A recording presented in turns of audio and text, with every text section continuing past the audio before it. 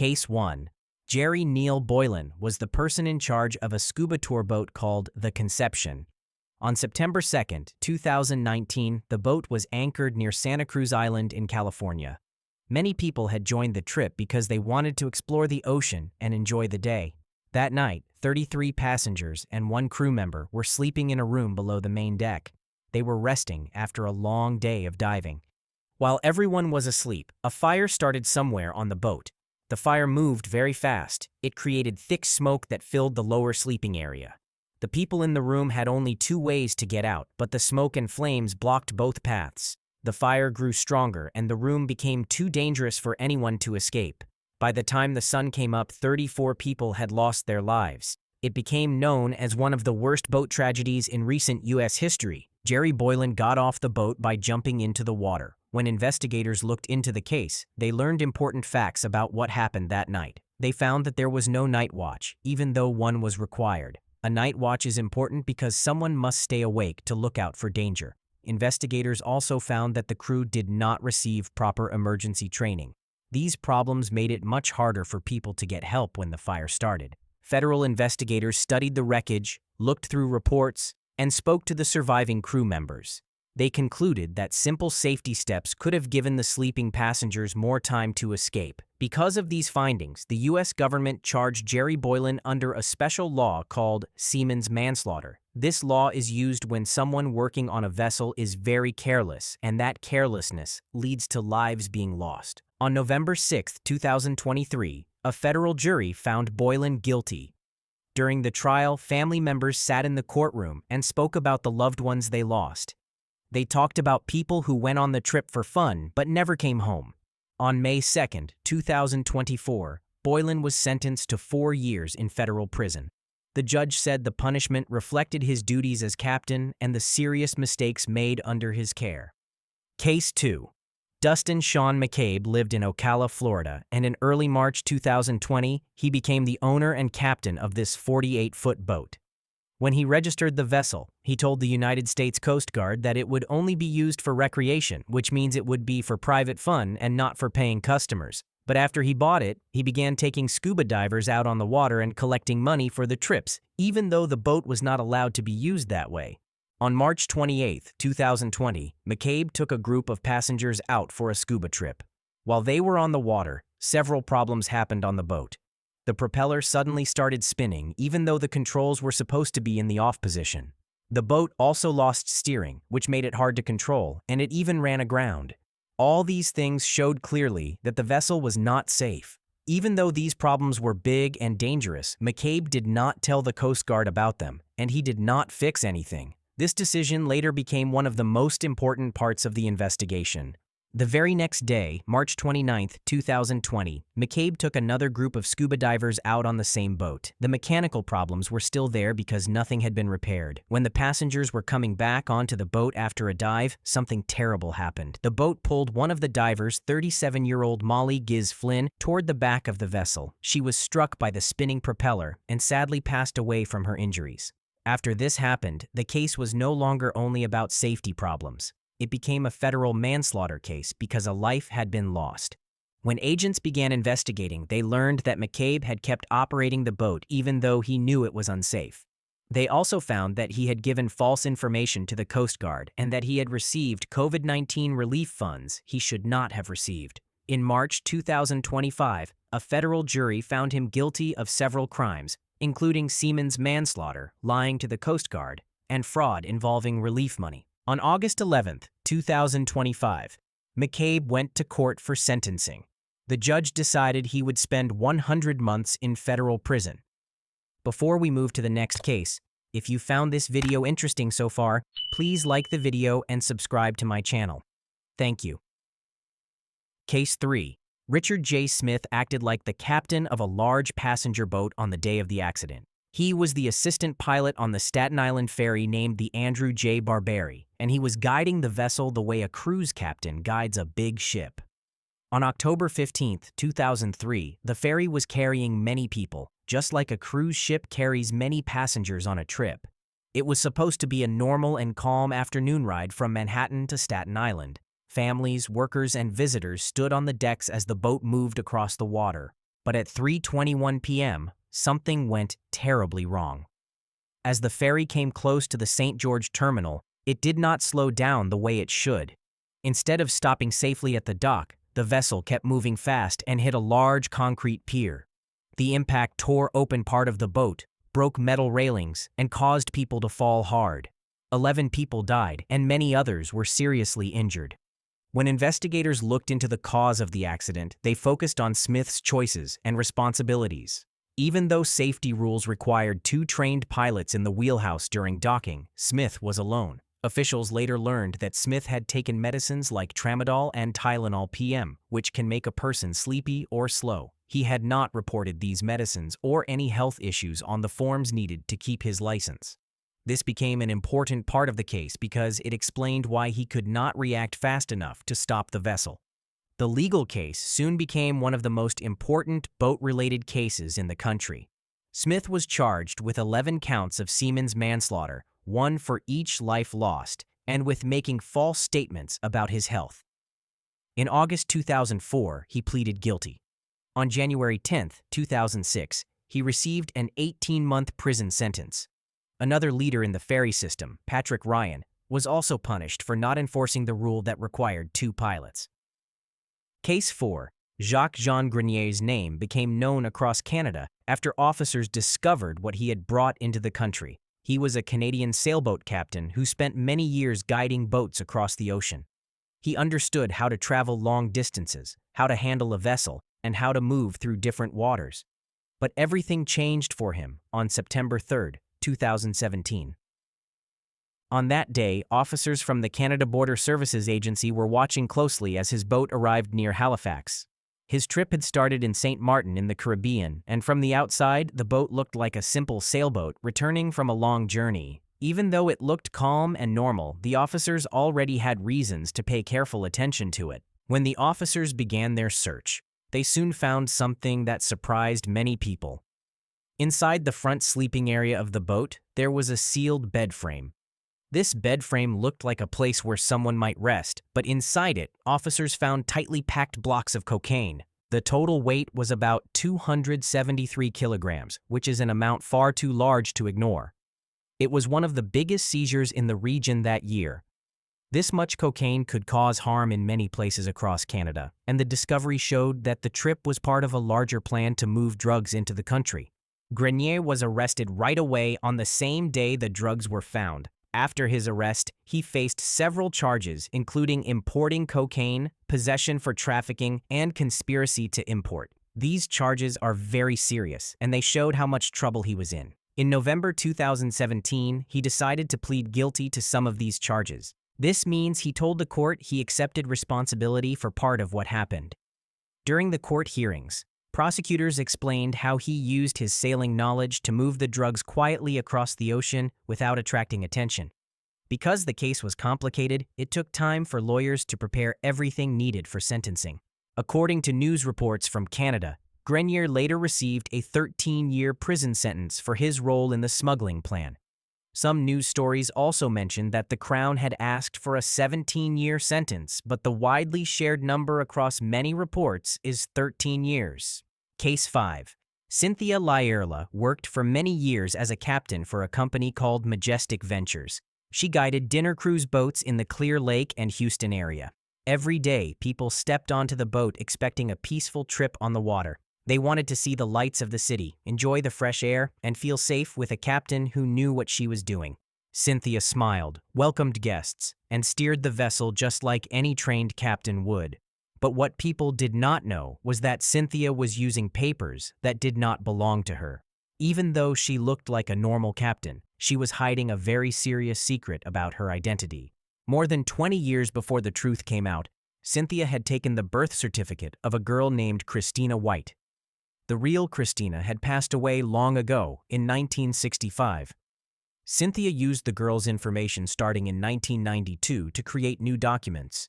These documents included driver's licenses, passports, social security records, and special papers that allowed her to work on passenger boats. With these papers, she was able to get jobs and build a career. But all of it was based on information that belonged to someone else. This became the heart of the case once investigators discovered what she had done. When officials looked closely at her records, they found that Cynthia had used Christina White's information again and again. She used it on passport forms, license paperwork, and many other government documents that required truthful information. These papers helped her get work with Majestic Ventures and other dinner cruise companies. For a long time, no one noticed anything wrong. She worked normally, spoke to guests, and guided the boat without raising questions. It was only when federal officers compared old records and noticed differences that the truth finally came out. After that, a full investigation began. In March 2017, Cynthia admitted in court that she had taken someone else's identity and that she had lied on important forms. On July 12, 2017, a judge decided her punishment. She was given 36 months in prison. 1 year of the sentence was for lying on government forms, and 2 years were required by law for identity theft. She also had to pay a $15,000 fine. After finishing her prison time, she will spend 1 year under supervision to make sure she follows all the rules. She was released from prison at the beginning of 2020 and subsequently completed her 1 year of supervised release. Just before the next case comes up, please support my channel by liking this video and subscribing to the channel. Thank you very much. Case 6. Richard Cruise became the center of a very sad case in New York after a small tour boat named Stimulus Money overturned on the Hudson River. The accident happened on July 12, 2022, during a bright and sunny afternoon. Families were out on the water to enjoy the day, take pictures, and relax. 13 people stepped onto the boat, but the boat was not made to hold that many passengers. It was too small, too light, and too crowded. Only a few minutes after the ride began, the boat became unsteady. It leaned too far, tipped over, and turned upside down in the water. People slipped underneath the boat, and a 7-year-old boy and a 48-year-old woman did not survive. Rescue teams hurried to the scene and pulled many people out of the water, but the loss was already felt deeply. When investigators began their work, they found many serious problems with the boat and how it was being used. They learned that Stimulus Money did not have the safety approval needed to carry paying passengers. It had not been inspected, and it did not have the required certification from the U.S. Coast Guard. Boats that carry people for tours must follow strict safety rules so everyone stays protected on the water. But on that day, none of those safety steps were followed. The boat sat low on the water, and because too many people were on board, the weight made it even less steady. When a larger boat passed nearby and created waves, Stimulus Money could not remain balanced. It flipped so fast that people had almost no time to hold on or reach safety. In October 2024, federal prosecutors brought charges against Richard Cruise for his role in the accident. They said he made choices that put passengers in danger. He did not follow the rules about how many people could be on the boat. He did not have the training needed to run a tour safely. He also operated the trip without the license required for carrying passengers on a busy river. Richard later admitted to these mistakes in court. He pleaded guilty and accepted responsibility for what happened. In January 2025, a federal judge gave him a sentence of 18 months in prison. He was also ordered to pay $50,000 to help cover funeral costs for the families who lost their loved ones. Case 7. Captain Pericles Petritis was in charge of a big ocean cruise ship called the Celebrity Mercury. In May 2006, the ship was getting ready to leave Seattle and travel all the way to Alaska. Passengers were excited, the crew was preparing the ship, and everyone expected a normal trip. But on May 19, 2006, something very unexpected happened. The U.S. Coast Guard came on board to do a routine inspection. This is something they do often to make sure ships are safe and ready to sail. During the inspection, officers became concerned about how the captain was acting. Because of these concerns, they gave him alcohol tests to check if he was able to safely lead the ship. When the results came back, they showed a very high number. His blood alcohol level was 0.181, which is far above the allowed limit of 0.040 for someone operating a commercial vessel in U.S. waters. A captain must always be alert, clear, and fully in control because many lives depend on them. Since more than 2,000 people were on or preparing to board the ship, the Coast Guard knew the situation was extremely dangerous. The Coast Guard placed Captain Petritis under arrest right away. News about the arrest spread quickly through newspapers and TV stations. People were shocked that a ship carrying so many passengers could be at risk because the captain was not fully able to perform his duties. The federal government then became involved, and the case moved into the court system.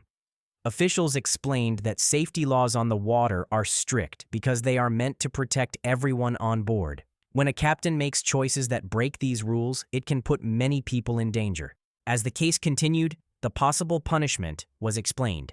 Captain Petrides could have faced up to 1 year in prison and fines of up to $100,000. Many groups that care about passenger safety and maritime standards watched the case closely. They wanted to make sure everyone understood how important safety is on large vessels. On July 31, 2006, Captain Petrides pleaded guilty to operating a vessel while under the influence of alcohol.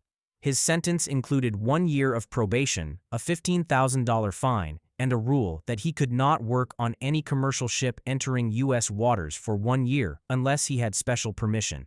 Records also show that he spent 4 days in jail connected to the charge. Case 8. Francesco Schettino's ship was called the Costa Concordia, and it was carrying thousands of people who wanted to enjoy a nice trip on the sea.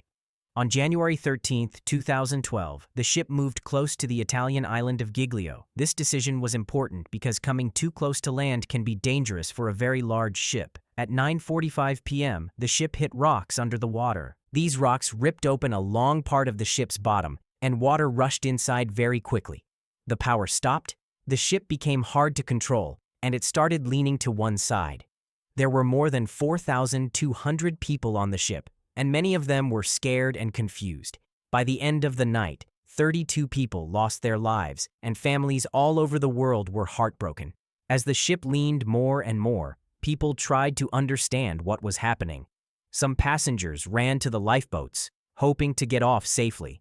Crew members tried to guide everyone, but the ship was tilting, and the situation changed fast. The Coast Guard called the captain many times over the radio. They told him to go back to the ship and help the people still on board. These calls later became very important because they showed how serious the emergency was. Many people believed that stronger decisions early on could have helped more passengers reach safety in time.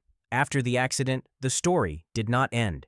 The case went to court in Italy, and it became one of the most talked about trials in the world of sea travel. Prosecutors said Francesco Schettino made choices that caused great harm. They charged him with manslaughter, causing the shipwreck, and leaving the ship before everyone was rescued. On February 11, 2015, the court found him guilty and gave him a 16-year prison sentence. Schettino tried to challenge the decision many times, but on May 12, 2017, the highest court in Italy agreed that the sentence should stay. Later that same day, he went to prison to begin serving his time. Case 9. Richard Paris became the center of a very serious case in New York after a tour boat named the Ethan Allen turned over on October 2, 2005. It was supposed to be a simple, peaceful ride on Lake George. 47 people were on the boat that afternoon, many of them older visitors who wanted to enjoy the nice weather and look at the water. Everything seemed calm until the boat suddenly leaned to one side. It tipped too far, rolled over, and went into the water. 20 people lost their lives, and families across the country were left heartbroken. News reports spread quickly, and many people wanted to know what made the boat lose balance so fast. As officials began studying the accident, they learned important details about the Ethan Allen. They found out that the boat was carrying more weight than it was safely allowed to hold under updated rules. Years earlier, the seating inside the boat had been changed. These changes made the boat lighter in some places and heavier in others. When passengers sat close together on one side, the weight was not spread out well. Experts later explained that even small movements on the water could cause a boat like that to lean too much. Once the boat started leaning, it could not straighten itself again, and that is what led to the tragedy. In 2007, a grand jury reviewed what happened and looked closely at the actions of the boat company, Shoreline Cruises Inc., and the captain, Richard Paris. Their job was to decide if safety rules were followed on the day of the trip. Investigators learned that the Ethan Allen did not have the number of crew members it was supposed to have for a ride with passengers. This rule is very important because extra crew help watch passengers, handle emergencies, and keep the boat safe. Because this rule was broken, Richard Paris and the boat company were charged with misdemeanors. They later pleaded guilty in court. Richard did not go to prison. Instead, he was given a fine and community service. These penalties were given because the charges were connected to safety mistakes, not intentional harm. Case 10.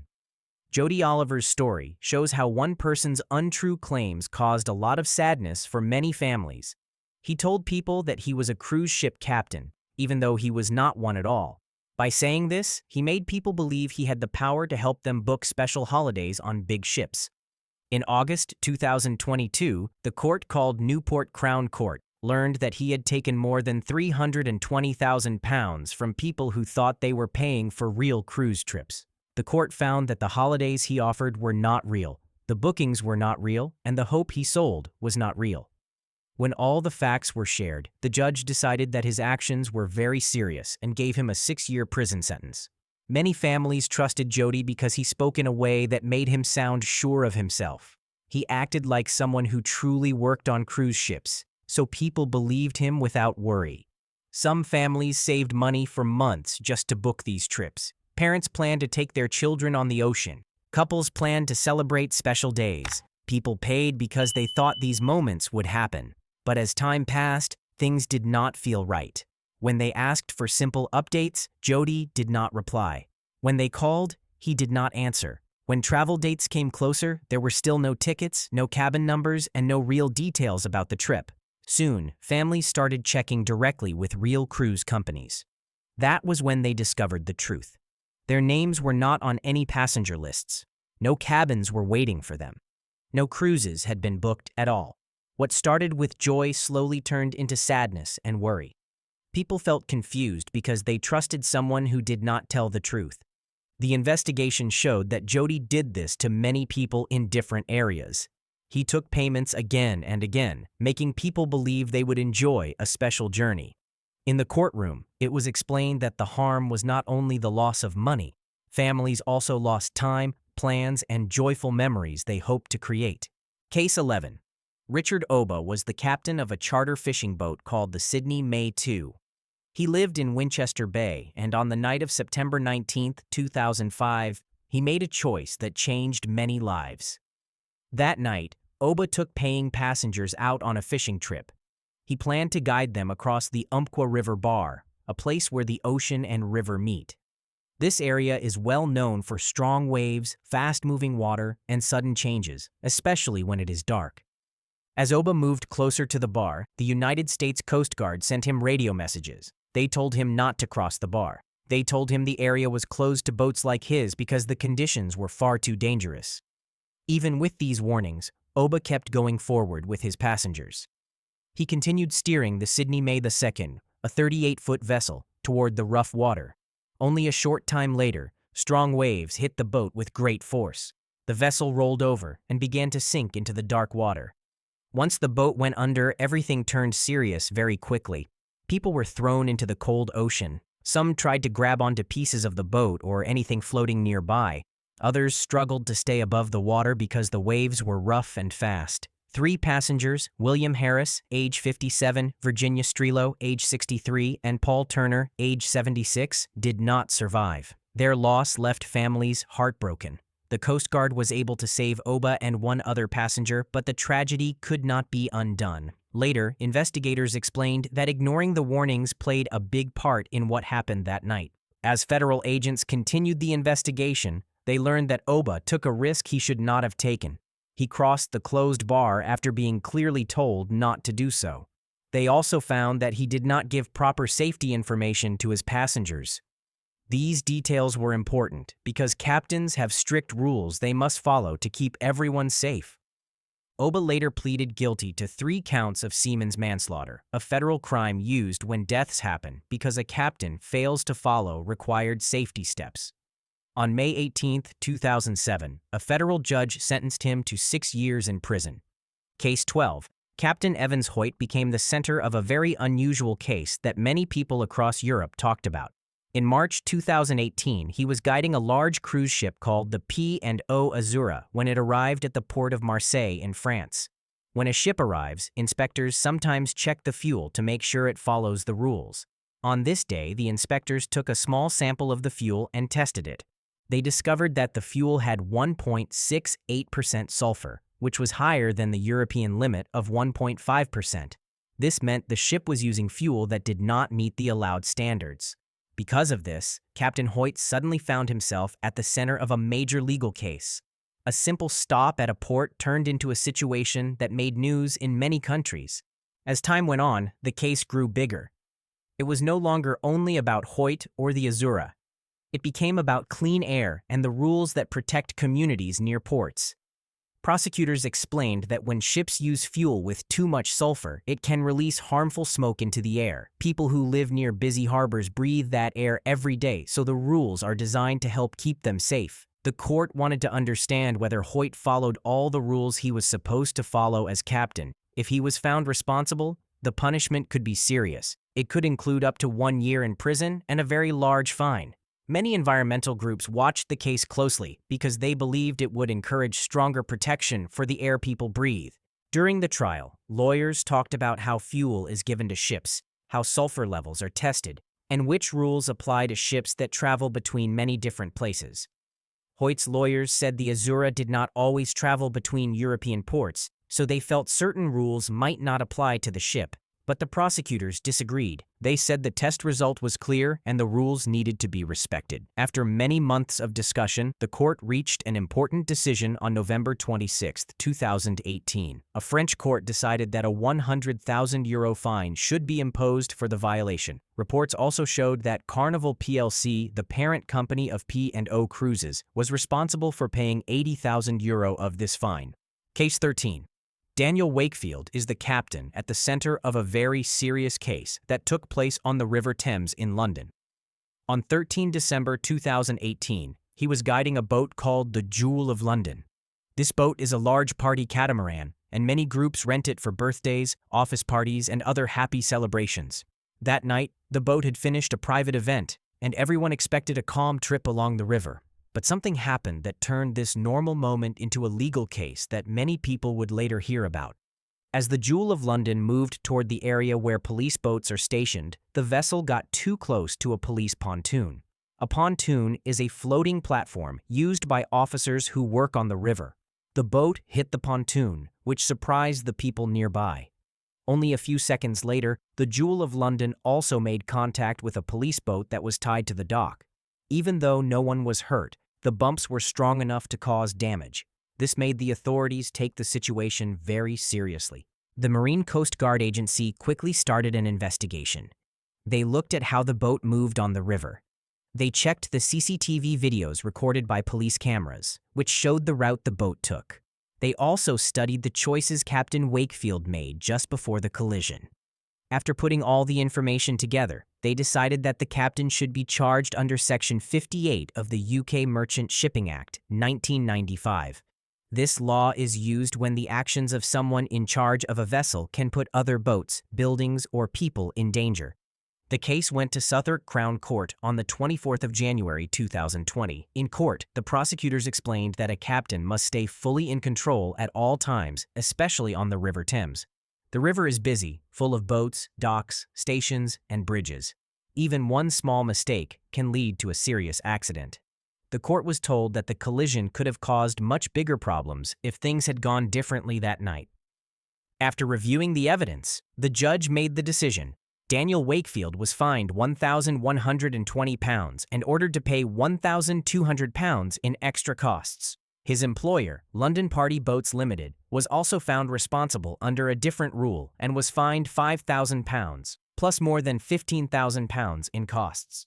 If you enjoyed watching this video, please subscribe to my channel. I will be posting a lot more interesting true crime documentaries on the channel daily. Thank you for watching.